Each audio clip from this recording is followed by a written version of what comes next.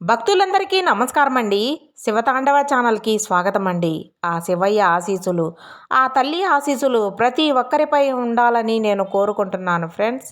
ఈ వీడియో మీరు first time చూస్తుంటే ప్లీజ్ లైక్ చేయండి, షేర్ చేయండి, సబ్స్క్రైబ్ చేయండి ఫ్రెండ్స్. ఈరోజు దుర్గమ్మ మన కోసం ఒక సందేశాన్ని అయితే తీసుకువచ్చారండి.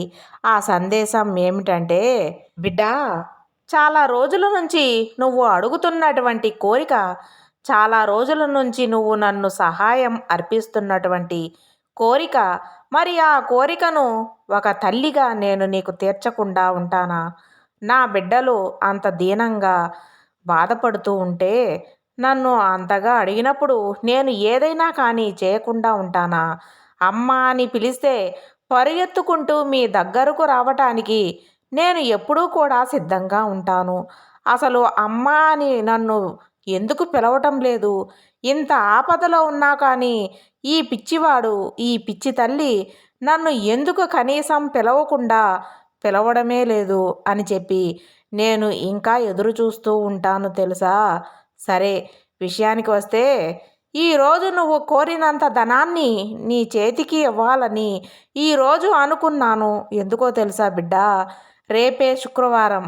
నీకు తెలుసా అమ్మా, నీ కోసమే అమ్మవారు మరి ఈ సందేశంలో ఏదో తెలవని ఆమె పరమార్థం అనేది దాగి ఉంది కదండి. మన కోసమే తీసుకువస్తున్నాను అని చెప్తూ ఉన్నారు. అదేంటో తెలుసుకుందామా? తల్లి, నీకు మనసంతా కూడా చాలా ఎక్కువగా భారంగా ఉంది కదూ.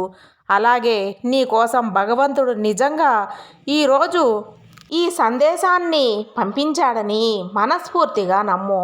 నేను నీ మాటలను వింటున్నాను, అలాగే నిన్ను చూస్తూ ఉన్నాను. నువ్వు చేసినటువంటి పోరాటం అంతా కూడా నాకు తెలుసు. నువ్వు ఊహించని మార్గంలో, ఊహించని విధంగా డబ్బు అనేది నీకు జీవితంలోకి రావాలని నేను కళ్ళారా చూస్తున్నాను. నువ్వు అనుకుంటున్నావు భగవంతుడు నన్ను మరిచిపోయాడని. ఇలా చాలాసార్లు ఎన్నో సందర్భాలు అనుకున్నావు. నేను తప్పు చేస్తున్నానా? నేను చేసే పూజ భగవంతునికి చేరడం లేదా? నాకు మాత్రమే ఇంత కష్టమా అని చెప్పి నువ్వు ఎక్కువగా లోపల నీ మనసును అడుగుతూ ఉన్నావు.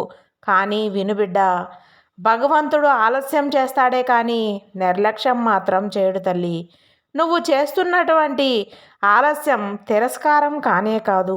కేవలం నువ్వు చూస్తున్నటువంటి ఆలస్యం అనేది నిన్ను మరింత దృఢంగా చేయడం కోసమే. నువ్వు కోరిన డబ్బు అప్పుడే వచ్చి ఉంటే నువ్వు దాన్ని మోయగలిగేదానివి కాదు. భగవంతుడే నిన్ను ఓర్పు పెరగాలని, నీ విశ్వాసం మరింత ఎక్కువగా దృఢంగా మారాలి. ఎందుకంటే నువ్వు అడిగింది చిన్న మొత్తం కాదు. అంతేకాకుండా నువ్వు అడిగింది కేవలం నీ దగ్గర అవసరానికి మాత్రమే అడిగావు. కానీ భగవంతుడు ఇవ్వబోతుంది చాలా పెద్ద బాధ్యతను ఇవ్వబోతున్నాడు. అలాగే శాశ్వతమైనది ఇవ్వబోతున్నాడు. ఇక ఇది సాధారణమైనటువంటి నెల కాదు. భగవంతుడు అంటూ ఉంటాడు, తప్పకుండా ఈరోజు నీ జీవితంలో ఒక మార్పు మొదలవ్వబోతుంది. గతంలో నువ్వు కోల్పోయినవి తప్పకుండా తిరిగి ఇచ్చేటువంటి సమయం అనేది, మూసుకుపోయినటువంటి తలుపులు మరలా తెలుసుకునేటువంటి సమయం అనేక అనేక సార్లు నువ్వు కళ్ళారా చూస్తావు. నీకు వచ్చే డబ్బు కేవలం నోట్లు కాదు, అది నీ గౌరవాన్ని తిరిగి మరలా నీకు తీసుకొస్తుంది. నీ కుటుంబంలో శాంతిని తీసుకొస్తుంది. నీ ముఖంలో నవ్వును తీసుకొస్తుంది. భగవంతుడు నీ కన్నీళ్లను లెక్కబెట్టాడమ్మా. నువ్వు రాత్రికి ఎవరికీ తెలియకుండా ఎన్నోసార్లు ఏడ్చావు.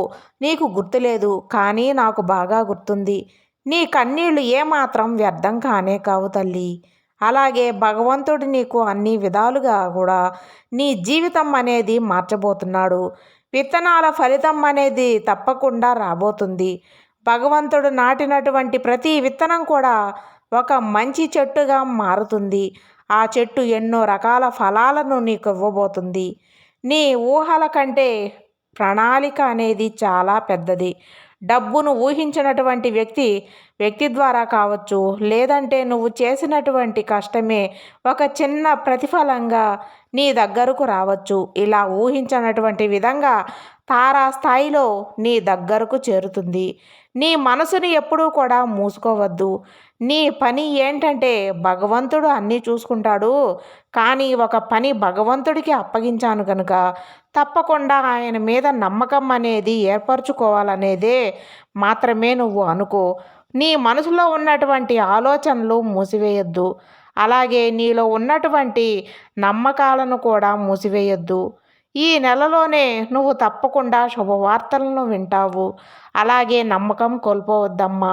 భయాన్ని పోషించవద్దు. కృతజ్ఞతతో ఉండి ఎదురు చూడు. ఎందుకంటే ఈ విశ్వాసం అనేది ఉంటుంది చూడు, అది ఎన్నో అద్భుతాలను జరిగేలా చేస్తుంది. ఇప్పుడు ఒక్క క్షణం ఆగు. నీ గుండె మీద చెయ్యి పెట్టుకొని ఈ మాటలు మౌనంగా విను. భగవంతుడు నా జీవితంలో ఎన్నో పనులు చేశాడు. ఎన్నో సహాయాలను అందించాడు. అలాగే ఇప్పుడు ఈ జీవితంలో ఈరోజు ఈ సందేశాన్ని నేను వింటున్నాను అంటేనే ఏదో ఒక కారణం అయితే లేకుండా ఉండదు. నా జీవితంలో ఏదో మెరాకిల్ అనేది నేను నమ్మినటువంటి ఆ భగవంతుడు చేయబోతున్నాడు అని చెప్పి నీ మనసులో ఏదైనా సరే ఒక్కసారి ఆ కృతజ్ఞత చెప్పుకుంటే చాలు. ఈ నెలలో నీ జీవితంలోకి ఎంతో అద్భుతమైనటువంటి చాలా రకాల శుభవార్తలను వినేలాగా చేస్తాను.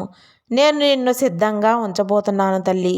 ఇప్పుడు నేను చెప్పబోయేది ఏంటంటే డబ్బు ఇప్పటి వరకు ఆగిపోయింది. ఎందుకంటే భగవంతుడు కొన్ని తీసేసినవి అవి అనవసరమైనవి.